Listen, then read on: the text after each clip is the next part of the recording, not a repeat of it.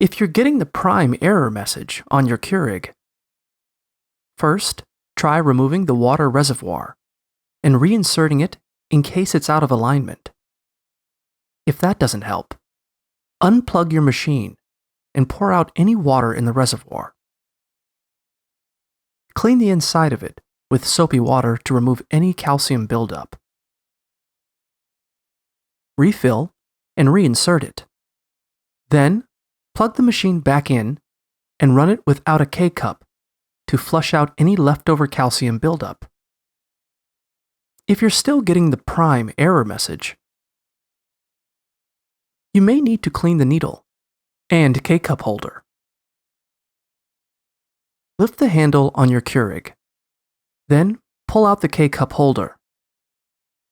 Separate the funnel from the holder and use a paper clip to clean out any debris stuck inside each piece. Rinse both pieces under running water. Then reassemble them and put them back in your machine. Next, locate the needle underneath the brewing head and carefully use a paper clip to push out any debris stuck inside. Finally, run a water-only cycle to flush out any remaining debris.